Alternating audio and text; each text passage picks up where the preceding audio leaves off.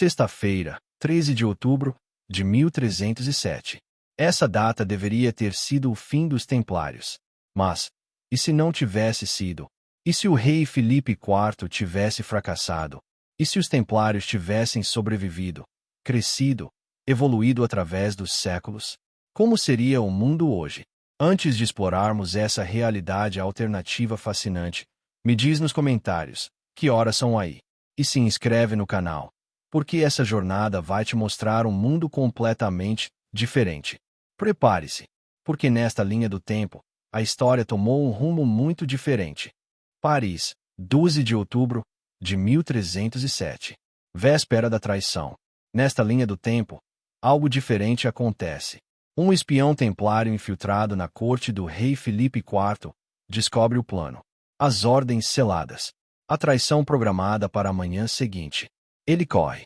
Atravessa Paris no meio da noite. Chega ao Temple, a fortaleza templária, às 3 da manhã. O grão-mestre Jacques de Molay é acordado. Inicialmente, não acredita. Prisão de todos os templários? Impossível. Eles respondiam apenas ao Papa. Mas o espião mostra documentos roubados. Provas irrefutáveis. Jacques de Molay tem 4 horas para decidir o destino de toda a ordem. E ele toma uma decisão que mudaria o mundo. Evacuação total. Agora, nas próximas 3 horas, uma operação de evacuação é executada com precisão militar. Os templários eram mestres em logística. Afinal, moviam fortunas através de continentes. Às 5h30 da manhã, quando os soldados do rei chegam ao Templo de Paris, encontram apenas portões vazios. 2.000 templários desaparecidos. 500 carroças de ouro, documentos e relíquias sumidas. 18 navios que estavam no porto de La Rochelle, partidos na madrugada. E Jacques de Molay deixou apenas uma carta lacrada no trono vazio. Fizemos votos ao Papa, não ao rei. Vossa traição está registrada. Deus julgará. Quando Filipe IV recebe a notícia, entra em fúria. Ordena busca por toda a França. Mas os templários tinham 700 anos de experiência construindo fortalezas secretas, rotas clandestinas, redes de informação. Eles simplesmente desaparecem. Mas não desapareceram do mundo. Apenas da vista de Filipe. E foi aí que tudo mudou. Os templários se dispersaram estrategicamente. Portugal. O rei Diniz os recebe de braços abertos. Em troca de protegerem a fronteira contra os mouros, dá-lhes terras e autonomia. Ali se tornam a Ordem de Cristo. Escócia. O rei Robert Bruce, em guerra contra a Inglaterra e excomungado pelo Papa, oferece santuário. Os templários lutam ao seu lado na Batalha de Bannockburn, 1314. Vitória esmagadora. A Escócia se torna independente. Suíça. Centenas de cavaleiros e banqueiros templários se refugiam nos Alpes. Sua expertise em defesa de montanhas transforma pequenas vilas em fortalezas impenetráveis. E seu conhecimento bancário planta as sementes do futuro sistema bancário suíço. Chipre e Rhodes. Templários se fortalecem nas ilhas do Mediterrâneo. Expandem sua frota naval. Tornam-se potência marítima. Secretamente na França, alguns permanecem escondidos, esperando. Mas o golpe de mestre acontece em 1316. Papa João XXII, recém-eleito, é abordado secretamente por Jacques de Molay. Um acordo é negociado. Filipe IV morreu, 1314. A maldição se cumpriu naturalmente. A França está em caos. Sem herdeiros estáveis, os templários oferecem um acordo. Paz em troca de anistia. João 22, pragmático, aceita. Mas com condições. Os templários mudarão oficialmente de nome e responderão diretamente ao Papa, como sempre fizeram. Não podem mais operar abertamente na França, mas podem operar livremente no resto do mundo cristão. E assim nasce oficialmente a Ordem dos Cavaleiros do Templo de Cristo, essencialmente os mesmos templários, mas com um rebranding. Filipe V da França protesta. O Papa ignora. E os templários ressurgem, mais fortes que nunca. De 1400 a 1500, a era das grandes navegações. Mas nesta linha do tempo, ela começa 50 anos mais cedo. Por quê? Porque os templários tinham algo que ninguém mais tinha: mapas antigos. Mapas encontrados sob o Monte do Templo. Mapas de civilizações perdidas que já haviam navegado os oceanos. Em 1420, navegadores templários portugueses chegam à costa da África Ocidental, décadas antes do que aconteceu em nossa linha do tempo. Em 1455, uma frota templária cruza o Atlântico. Chegam à América do Norte, 37 anos antes de Colombo. Estabelecem feitorias secretas, não para colonização, mas para comércio e mapeamento. Quando Colombo finalmente descobre a América em 1492, os templários já tinham mapas completos. Já conheciam as tribos nativas. Já tinham estabelecido comércio de especiarias alternativas. E fazem algo revolucionário. Em vez de conquistar brutalmente como espanhóis e portugueses, os templários estabelecem tratados comerciais com os nativos. Por quê? Porque eles aprenderam no Oriente Médio. Conquista brutal gera resistência eterna. Comércio justo gera aliados. Resultado: 1500. Os templários controlam rotas comerciais secretas entre Europa, África, Américas e Ásia. 1520. Eles financiam expedições científicas. Leonardo da Vinci recebe financiamento templário para seus inventos. 1543. Quando Copérnico publica sua teoria heliocêntrica, Terra gira ao redor do Sol. A Igreja a condena. Mas os templários o protegem. Secretamente financiam sua pesquisa. 1590. Os templários estabelecem a primeira universidade internacional em Malta. Cientistas de todas as nações são bem-vindos. Conhecimento é compartilhado livremente. A Renascença floresce 100 anos mais cedo. A ciência avança mais rápido. Enquanto reis europeus brigam por territórios, os templários constroem algo diferente. Uma rede global baseada em conhecimento, comércio e cooperação. De 1600 a 1700, a era dos grandes impérios coloniais. Espanha, Portugal, Inglaterra, França, todos competem brutalmente por colônias. Mas os templários jogam um jogo diferente. Eles não têm um território oficial. Não têm bandeira reconhecida. Não declarar guerra. Em vez disso, constroem um império econômico invisível. Como funciona? Os templários controlam bancos em Amsterdã, Londres, Veneza, Lisboa. Financiam todos os lados. Espanha precisa de um empréstimo para a guerra. Templários emprestam. Inglaterra precisa financiar colonização. Templários emprestam. Mas com uma condição. Sempre incluem cláusulas secretas nos contratos. Cláusulas que garantem acesso comercial. Que protegem populações nativas de genocídio total. Que estabelecem leis de comércio justo. Reis não percebem imediatamente. Estão focados em conquista e glória. Mas gradualmente, os templários se tornam essenciais. 1650. Não há nenhuma transação financeira importante na Europa que não passe por um banco templário. 1685. A Revolução Gloriosa na Inglaterra.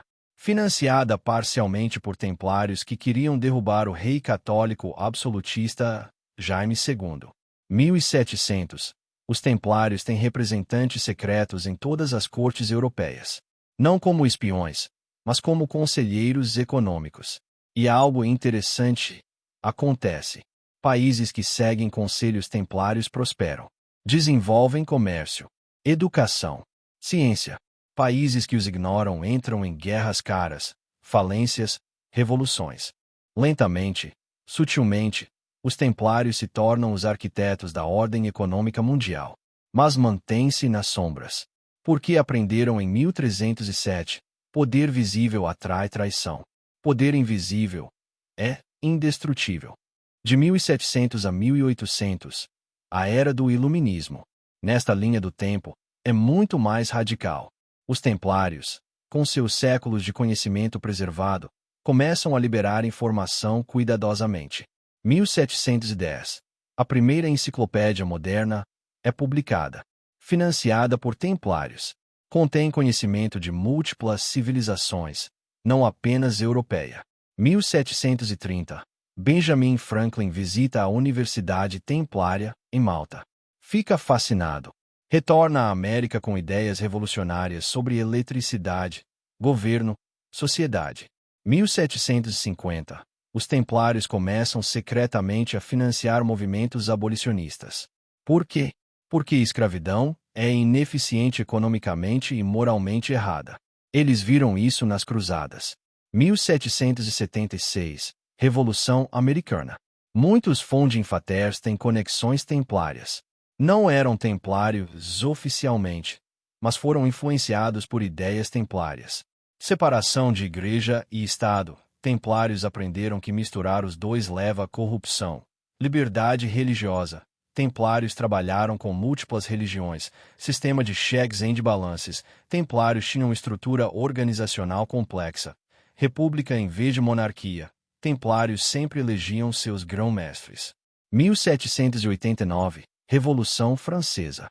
Nesta linha do tempo, é menos sangrenta. Por quê? Porque os templários, trabalhando nos bastidores, já haviam começado reformas econômicas graduais. A pressão não explodiu tão violentamente. Ainda a revolução. Ainda a mudança radical. Mas sem o terror. Sem guilhotinas massacrando milhares. 1800. Europa está se transformando. Monarquias absolutas estão caindo. Repúblicas e monarquias constitucionais surgem. E os templários, ainda nas sombras, ainda influenciando, ainda empurrando a humanidade em direção à educação universal, direitos humanos, comércio livre, cooperação internacional. Eles tinham aprendido uma lição há 500 anos. Não se controla o mundo pela força. Controla-se pela disseminação de ideias melhores. De 1800 a 1900, a Revolução Industrial. Nesta linha do tempo, é diferente. Melhor. 1820. A máquina a vapor já está difundida. Mas os templários fazem algo único. Estabelecem os primeiros códigos trabalhistas. Fábricas financiadas por bancos templários devem limitar horas de trabalho, proibir trabalho infantil, garantir condições seguras, pagar salários justos. Outros industriais protestam. Isso vai falir as empresas. Mas acontece o oposto. Trabalhadores saudáveis e descansados são mais produtivos. Empresas templárias lucram mais. Gradualmente, outros copiam o modelo. 1850. A escravidão é abolida em quase todo o mundo ocidental. 13 anos antes de acontecer nos Estados Unidos em nossa linha do tempo. Por quê? Porque os templários financiaram movimentos abolicionistas por um século. Demonstraram que trabalho assalariado é mais eficiente que escravidão. 1860, Guerra Civil Americana, ainda acontece. Mas é mais curta. Os templários financiam a União, não como empréstimo, mas como investimento em um futuro sem escravidão. 1870, os templários estabelecem o primeiro sistema de saúde universal experimental em Malta e Portugal. Funciona. Outros países começam a copiar. 1880, energia elétrica está se expandindo. Nikola Tesla recebe financiamento templário para suas pesquisas. Suas ideias sobre energia wireless são levadas a sério, não ridicularizadas. 1890, os templários estabelecem a primeira organização internacional de cooperação, um protótipo da futura ONU, mas 55 anos mais cedo. Objetivo: prevenir guerras através de arbitragem internacional, comércio interdependente e educação mútua. 1900. O mundo está irreconhecível comparado à nossa linha do tempo. Educação universal até 14 anos em quase todos os países ocidentais. Trabalho infantil praticamente eliminado. Jornada de trabalho de 10 horas. Em nossa linha, era 14-16. Primeiros sistemas de previdência social. Mulheres começando a ganhar direito de propriedade e voto. Escravidão abolida globalmente. Mas o maior teste ainda estava por vir. E a pergunta era: os templários poderiam prevenir o que estava prestes a acontecer?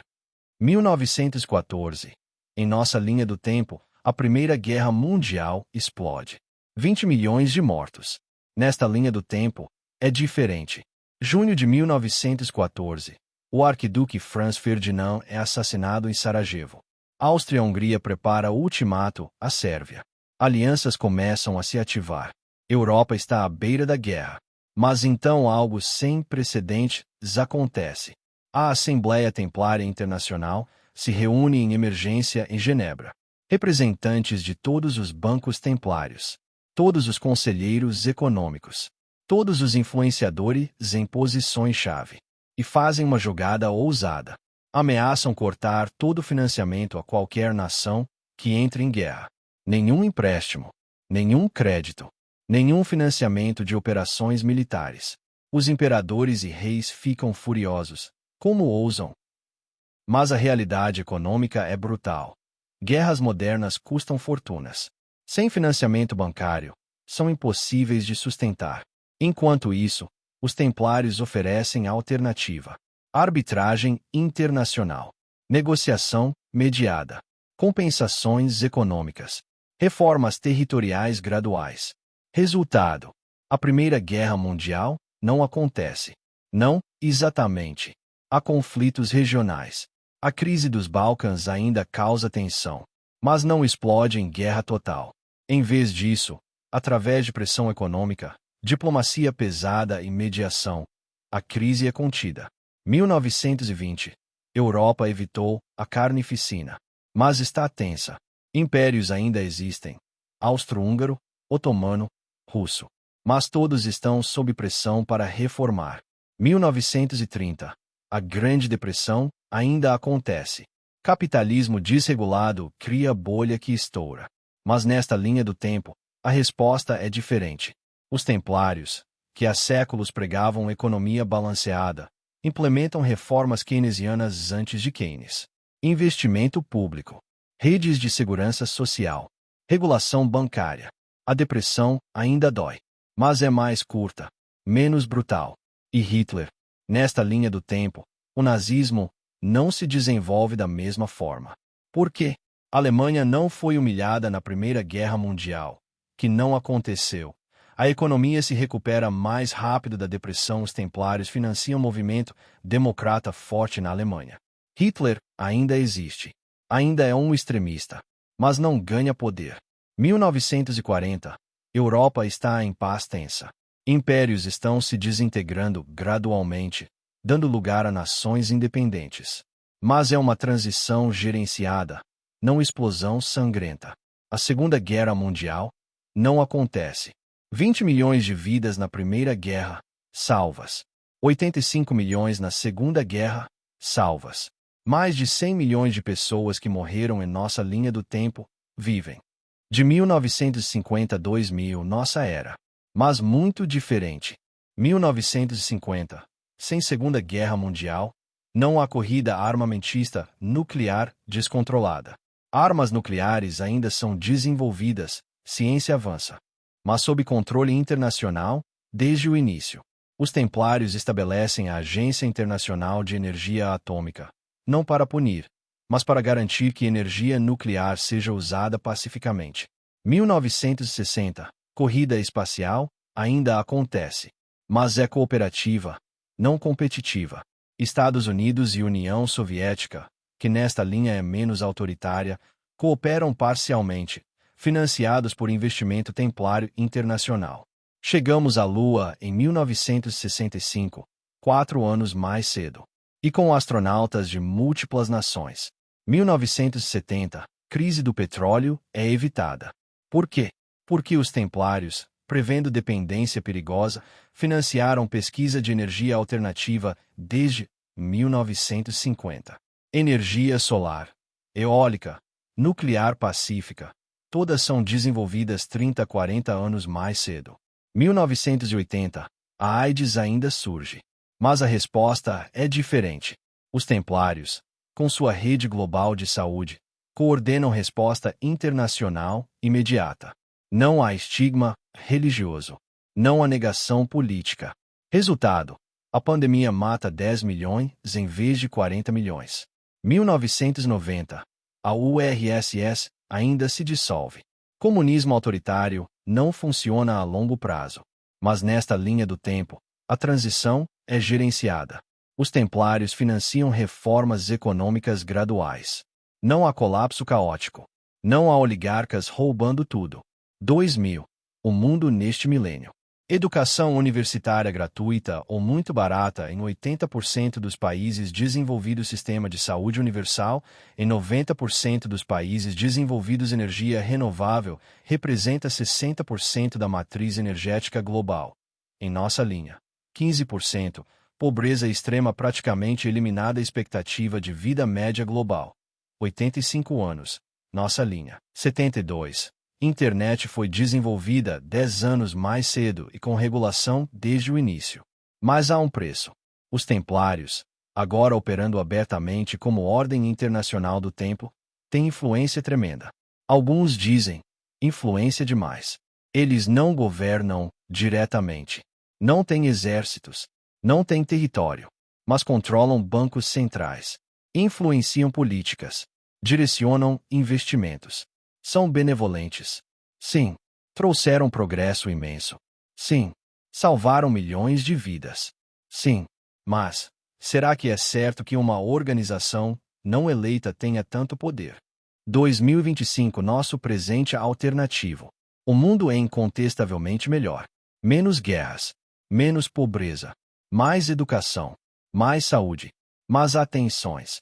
O debate global. Governos democráticos perguntam: por que uma ordem religiosa militar medieval deveria ter tanto poder econômico? Os Templários respondem: não somos religiosos há séculos. Somos uma organização internacional dedicada ao progresso humano. E nosso track record fala por si. Mas vocês não são eleitos. Nem bancos centrais são. Nem a ONU. Algumas instituições precisam estar acima de política partidária para funcionar. Movimentos de resistência. Surgem grupos que querem libertar a humanidade do controle templário. Alguns são genuinamente preocupados com concentração de poder.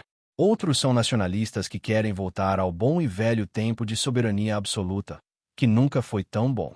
O dilema tecnológico. Os templários financiaram inteligência artificial desde o início, com regulação ética.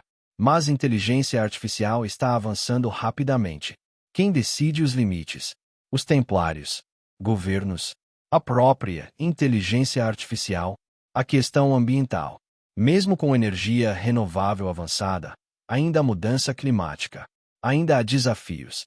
Os templários propõem soluções globais coordenadas. Mas isso significa que países têm menos soberania sobre seus recursos. É justo? É necessário? Ou é controle demais? O futuro. Alguns templários modernos argumentam: cumprimos nossa missão. Trouxemos estabilidade, progresso, cooperação. Talvez seja a hora de nos dissolvermos. Deixar que a humanidade caminhe sozinha. Outros discordam. A humanidade ainda precisa de orientação. Sem nós, voltarão as guerras, ao nacionalismo extremo, ao caos. E a verdadeira pergunta filosófica: é melhor ter uma organização sábia e benevolente e guiando a humanidade? Ou é melhor ter liberdade total, mesmo que isso signifique cometer erros terríveis? É melhor ser seguro mas controlado, ou livre mas caótico? Não há resposta fácil. Mas uma coisa é clara: nesta linha do tempo alternativa, os templários provaram que uma visão de longo prazo, baseada em cooperação e conhecimento, pode transformar o mundo. Eles evitaram guerras mundiais, aceleraram o progresso científico, reduziram sofrimento humano. Mas ao fazer isso, se tornaram indispensáveis. E isso, talvez, seja o maior perigo de todos. Porque, e se eles estiverem errados? E se cometerem um erro gigantesco? Não há contrapeso. Nenhum sistema alternativo. A humanidade colocou todos os ovos em uma cesta. Uma cesta dourada, brilhante, que nos trouxe prosperidade. Mas ainda assim, uma única cesta. Sexta-feira, 13 de outubro de 1307. Em nossa linha do tempo, foi o fim dos templários. Mas vimos o que poderia ter acontecido. Um mundo onde cooperação venceu conflito. Onde visão de longo prazo venceu ganância de curto prazo. Onde o conhecimento foi preservado em vez de queimado. Seria perfeito? Não. Seria melhor? Em muitos aspectos, talvez sim. Então me diz, você preferiria viver neste mundo alternativo Ou prefere nosso mundo imperfeito mas livre? Comenta aí. E se inscreve no canal porque vou fazer mais vídeos sobre histórias alternativas fascinantes.